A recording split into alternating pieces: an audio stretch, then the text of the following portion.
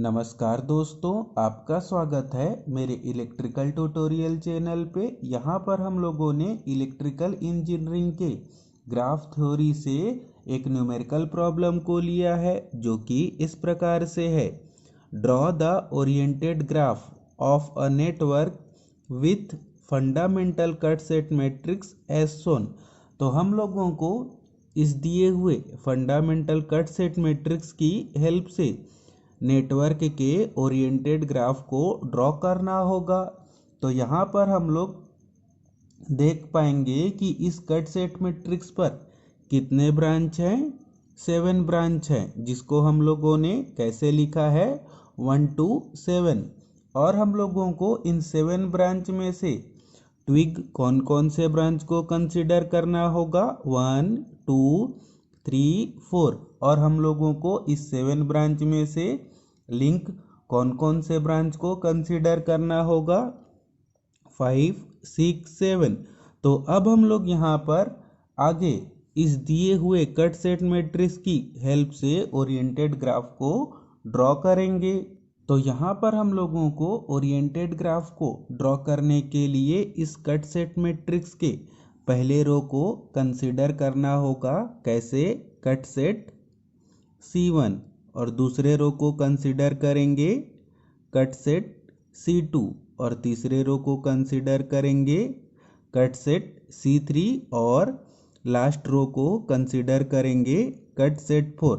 तो अब हम लोगों को यहाँ पर आगे ओरिएंटेड ग्राफ को ड्रॉ करने के लिए सबसे पहले नंबर ऑफ नोड को कैलकुलेट करना होगा। तो उसके लिए अब हम लोग यहाँ पर देख पाएंगे कि इस कट सेट मैट्रिक्स पर नंबर ऑफ ब्रांच कितने हैं 7, जिसको कैसे लिखेंगे हम लोग ब्रांचेस इज इक्वल टू 7। और हम लोगों को इस कट सेट मैट्रिक्स पर कितने सारे लिंक दिए हुए हैं, तो देखेंगे लिंक कौन कौन से ब्रांच हैं 5 6 7, जिसकी संख्या कितनी है 3। तो नंबर ऑफ लिंक को किससे लिखा जाता है कैपिटल L से।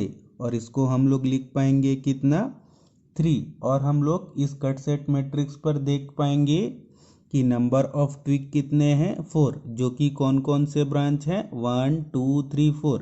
और इसको हम लोग लिख पाएंगे capital T is equal to 4। अब हम लोग यहाँ पर आगे नोड लिंक और ब्रांच के रिलेशनशिप से नंबर ऑफ नोड को कैलकुलेट करेंगे। तो यहाँ पर हम लोग रिलेशनशिप लिख पाएंगे number of links capital L is equal to number of branches B minus number of nodes N plus 1। तो अब हम लोग इस रिलेशनशिप पर सभी वैल्यू को पुट करेंगे।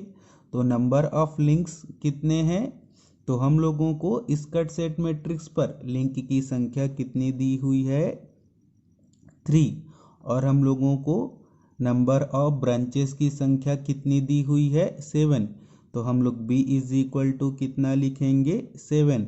नंबर ऑफ नोड N को एज इट इज रहने देंगे और इस प्लस 1 को वैसा का वैसा ही लिखेंगे। तो अब हम लोग यहाँ पर इस रिलेशनशिप से नंबर ऑफ नोड्स को कितना कैलकुलेट कर पाएंगे 5। तो यहाँ पर हम लोगों ने समझा कि दिए हुए कट सेट मैट्रिक्स की हेल्प से हम लोगों को कैसे नंबर ऑफ नोड्स को कैलकुलेट करना होगा। तो अब हम लोग यहाँ पर आगे इस दिए हुए कट सेट मैट्रिक्स के ओरिएंटेड ग्राफ को ड्रॉ करने के लिए सबसे पहले हम लोगों को नंबर ऑफ नोड को ड्रॉ करना होगा। तो यहाँ पर हम लोग आगे ग्राफ को ड्रॉ करने के लिए 5 नोड्स पॉइंट को ड्रॉ करेंगे। तो यहाँ पर हम लोग ले लेंगे नोड 1 को, यहाँ पर हम लोग ले लेंगे नोड 2 को, यहाँ पर हम लोग ले लेंगे नोड 3 को, और यहाँ पर हम लोग ले लेंगे नोड 4 को, और यहाँ पर हम लोग ले लेंगे नोड 5 को। तो जैसा कि हम लोग सर्किट पर जानते हैं कि सर्किट को सॉल्व करने के लिए हम लोगों को एक रेफरेंस नोड लेना होता है। ठीक उसी प्रकार से हम लोगों को ग्राफ के इस पॉइंट को रेफरेंस नोड कंसीडर करना होगा, जिससे कि ग्राफ के सभी नोड इस रेफरेंस नोड के साथ कनेक्ट होंगे। तो अब हम लोग यहाँ पर आगे इस फंडामेंटल कट सेट मैट्रिक्स से समझ सकते हैं कि हम लोगों को ट्विग 1 के लिए कट सेट C1 को ड्रॉ करना होगा, ट्विग 2 के लिए कट सेट C2 को ड्रॉ करना होगा, ट्विग 3 के लिए कट सेट C3 को और ट्विग 4 के लिए कट सेट C4 को ड्रॉ करना होगा। तो जैसा कि हम लोग formation of cut set matrix से जानते हैं कि हम लोगों को हर एक ट्विग के लिए दिए हुए ग्राफ पर एक कट सेट लेना होता है, और हम लोग इस कट सेट मैट्रिक्स पर देख सकते हैं कि कट सेट C1 पर हम लोगों को कौन से ब्रांच को लिंक कंसीडर करना होगा, 5 वाले ब्रांच को, और कट सेट C2 पर हम लोगों को ब्रांच 5 और ब्रांच 7 को लिंक की तरह कंसीडर करना होगा, और कट सेट C3 पर ब्रांच 6 और 7 को लिंक की तरह कंसीडर करना होगा, और कट सेट C4 पर हम लोगों को ब्रांच 6 को लिंक की तरह कंसीडर करना होगा। तो यहाँ पर हम लोग सबसे पहले ट्विग 1 को ड्रॉ करेंगे नोड 1 और रेफरेंस नोड के बीच में। तो यहाँ पर हम लोगों ने सबसे पहले ट्विग 1 को ड्रॉ किया। अब हम लोग यहाँ पर आगे समझेंगे कि अगर हम लोग इस ब्रांच 5 या लिंक 5 को इस नोड 1 और 2 के बीच पे ड्रॉ करेंगे, तो हम लोगों को ट्विग 2 को इधर लेना होगा। अगर हम लोग इस ब्रांच 5 या लिंक 5 को इन दोनों नोड के बीच पर ड्रॉ करेंगे, तो हम लोगों को ट्विग 2 को इधर ड्रॉ करना होगा, क्योंकि यह जो ब्रांच 5 या लिंक 5 है जो कि कट सेट C1 और C2 पर कॉमन है।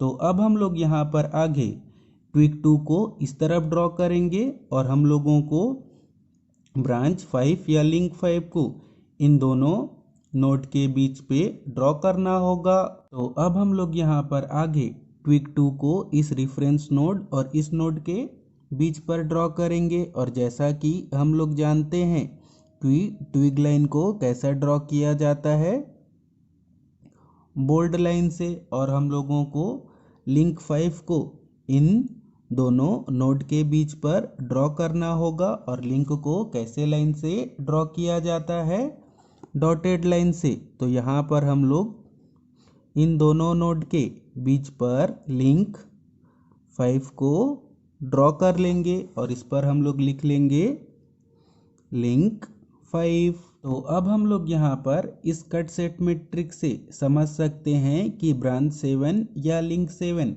कट सेट C2 और कट सेट C3 के लिए कॉमन है, जिस कारण से हम लोगों को ब्रांच 7 को इस नोड और इस नोड के बीच पे ड्रॉ करना होगा, और हम लोगों को ट्विग 3 को जो कि कट सेट C3 के लिए है उसको इस रेफरेंस नोड और इस नोड के बीच पे ड्रॉ करना होगा।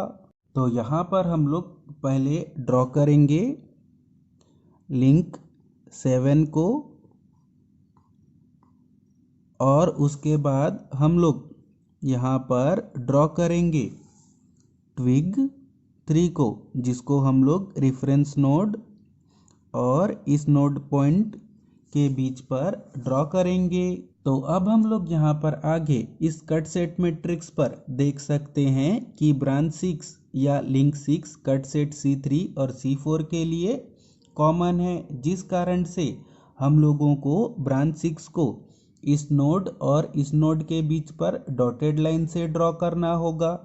और यहाँ पर हम लोग देख पाएंगे कि इस कट सेट मैट्रिक्स पर जो ट्विग 4 है उसके लिए हम लोगों को कट सेट C4 को लेना होगा।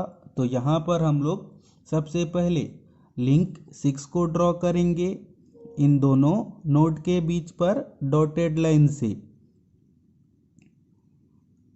और इस पर हम लोग लिख देंगे लिंक 6, और हम लोगों को यहाँ पर ट्विग 4 को इस रेफरेंस नोड और इस नोड के बीच पर ड्रॉ करना होगा। तो और उस पर हम लोग लिख लेंगे ट्विक 4 और ये वाला हो जाएगा ट्विक 3। तो अब हम लोग यहाँ पर आगे इस ग्राफ पर डायरेक्शन को डिसाइड करेंगे। तो उसके लिए अब हम लोगों को यहाँ पर ट्विक 1 के लिए लेना होगा कट सेट C1, ट्विक 2 के लिए लेना होगा कट सेट C2 और ट्विक 3 के लिए लेना होगा कट सेट C3 और ट्विक 4 के लिए लेना होगा कट सेट C4 को। अब हम लोग यहाँ पर आगे लिंक और ब्रांच पे डायरेक्शन को डिसाइड करने के लिए एक कट सेट पर ओरिएंटेशन के डायरेक्शन को एज्यूम करेंगे। तो हम लोग कट सेट C1 पर ओरिएंटेशन को बाहर की तरफ भी ले सकते हैं और कट सेट C1 पर ओरिएंटेशन के डायरेक्शन को अंदर की तरफ भी ले सकते हैं। तो जब हम लोग कट सेट C1 पर ओरिएंटेशन के डायरेक्शन को बाहर की तरफ एज्यूम करेंगे तो हम लोगों को ट्विक 1 पर डायरेक्शन को कैसा लेना होगा, रेफरेंस नोड से इस नोड की तरफ। और जब हम लोग कट सेट C1 पर ओरिएंटेशन के डायरेक्शन को अंदर की तरफ लेंगे तो हम लोगों को ट्विक 1 पर डायरेक्शन कैसा लेना होगा, इस नोड से लेकर इस नोड की ओर। तो यहाँ पर हम लोग एज्यूम कर लेंगे कि कट सेट C1 पर ओरिएंटेशन का डायरेक्शन कैसा है, बाहर की ओर। तो जैसा कि हम लोग जानते हैं कि जैसा ट्विक पे डायरेक्शन होता है वैसा ही हम लोगों को कट सेट के ओरिएंटेशन के डायरेक्शन को लेना होता है। तो ट्विक 1 के लिए हम लोगों ने कट सेट C1 को ड्रॉ किया है, जिस कारण से हम लोग ट्विक 1 पर कैसा डायरेक्शन ले पाएंगे, ओरिएंटेशन के डायरेक्शन की ओर। अब हम लोग इस मैट्रिक्स पर देख पाएंगे कि कट सेट C1 के लिए हम लोगों ने लिंक 5 के वैल्यू को कितना लिखा है, -1, जिससे कि हम लोग यह डिसाइड कर पाएंगे कि लिंक 5 पे जो डायरेक्शन है वो कट सेट C1 के ओरिएंटेशन के डायरेक्शन के अपोजिट है। तो अब हम लोग यहाँ पर कैसा ले पाएंगे, लिंक 5 पे डायरेक्शन इस नोड से इस नोड की ओर और डायरेक्शन को लेना होगा इस प्रकार से। अब हम लोग यहाँ पर आगे देख पाएंगे कि कट सेट C2 के लिए जो लिंक 5 है वो कैसा है, +1, जिस कारण से हम लोगों को कट सेट C2 के ओरिएंटेशन का डायरेक्शन कैसा लेना होगा, लिंक 5 के डायरेक्शन की तरह। तो हम लोग कट सेट C2 के ओरिएंटेशन को कैसा ले पाएंगे, बाहर की ओर। और कट सेट के डायरेक्शन को किससे डिसाइड किया जाता है, ट्विक के डायरेक्शन से। तो यहाँ पर कट सेट C2 का ओरिएंटेशन बाहर की ओर है, जिस कारण से हम लोग ट्विक 2 पे किस प्रकार से डायरेक्शन ले पाएंगे, इस नोड से इस नोड की ओर। और यहाँ पर हम लोग देख पाएंगे कि कट सेट C2 के लिए ब्रांच 7 के वैल्यू को क्या लिखा है, +1, जिससे यह डिसाइड कर पाएंगे कि ब्रांच 7 या लिंक 7 पर भी डायरेक्शन कैसा है, कट सेट की ओरिएंटेशन की ओर, जिस कारण से हम लोग ब्रांच 7 या लिंक 7 पर डायरेक्शन कैसा ले पाएंगे, इस नोड से इस नोड की ओर। तो यहाँ पर हम लोग आगे इस कट सेट मैट्रिक्स पर देख सकते हैं कि ब्रांच 7 या लिंक 7 कट सेट C2 और C3 के लिए कॉमन है। और यहाँ पर हम लोग देख पाएंगे कि कट सेट C3 के लिए ब्रांच 7 को कैसा लिखा है, +1, जिससे हम लोग यह डिसाइड कर पाएंगे कि कट सेट C3 के ओरिएंटेशन का डायरेक्शन और ये जो ब्रांच 7 का या लिंक 7 का डायरेक्शन है दोनों एक समान होगा। तो यहाँ पर हम लोगों को कट सेट C3 के ओरिएंटेशन का डायरेक्शन इस प्रकार से लेना होगा और कट सेट के डायरेक्शन से ट्विक के डायरेक्शन को डिसाइड कर सकते हैं, क्योंकि जैसा ट्विक पे डायरेक्शन होता है उसी प्रकार से हम लोगों को कट सेट के ओरिएंटेशन को लेना होता है। तो यहाँ पर हम लोग ट्विक 3 पर डायरेक्शन किस प्रकार से ले पाएंगे, इस नोड से लेकर इस नोड की ओर। और यहाँ पर हम लोग देख पाएंगे कि कट सेट C3 के लिए ब्रांच 6 पर कैसा लिखा है, 1, या लिंक 6 पर कैसा लिखा है, 1। तो यहाँ पर पॉजिटिव लिखने के कारण हम लोगों को ब्रांच 6 पर किस प्रकार से लेना होगा डायरेक्शन, ओरिएंटेशन के डायरेक्शन की ओर। तो यहाँ पर हम लोग ब्रांच 6 या लिंक 6 के लिए डायरेक्शन लेंगे इस नोड से लेकर इस नोड की ओर। अब हम लोग यहाँ पर आगे देख पाएंगे कि जो ब्रांच 6 या लिंक 6 है वो कट सेट C3 और C4 के लिए कॉमन है, और ब्रांच 6 को कट सेट C3 और C4 के लिए कैसा लिखा है, 1 लिखा है, जिससे हम लोग यह डिसाइड कर पाएंगे कि कट सेट के ओरिएंटेशन का डायरेक्शन कैसा होगा ब्रांच 6 के डायरेक्शन के जैसा। तो हम लोगों को ओरिएंटेशन के डायरेक्शन को कैसा लेना होगा, बाहर की ओर। और कट सेट के डायरेक्शन को किससे लिखा जाता है, ट्विक के डायरेक्शन से। तो यहाँ पर हम लोग देख पाएंगे कि कट सेट का डायरेक्शन बाहर की ओर है, तो ट्विक 4 पर हम लोगों को डायरेक्शन को ओरिएंटेशन के डायरेक्शन के जैसा लेना होगा। तो यहाँ पर हम लोग डायरेक्शन को कैसे कंसीडर करेंगे, इस नोड से लेकर इस नोड की ओर। तो इसी के साथ ही हम लोगों का यह न्यूमेरिकल प्रॉब्लम कंप्लीट हुआ, जिस पर हम लोगों ने सीखा कि अगर कोई हम लोगों को फंडामेंटल कट सेट मैट्रिक्स दिया हो तो उसके ओरिएंटेड ग्राफ को किस प्रकार से ड्रॉ किया जाता है। तो अगर आपको यह सब बताने का मेथड, समझाने का मेथड अच्छा लगा हो तो इस वीडियो को लाइक एंड शेयर करें और मेरे चैनल को सब्सक्राइब करें। Thank you, all the best.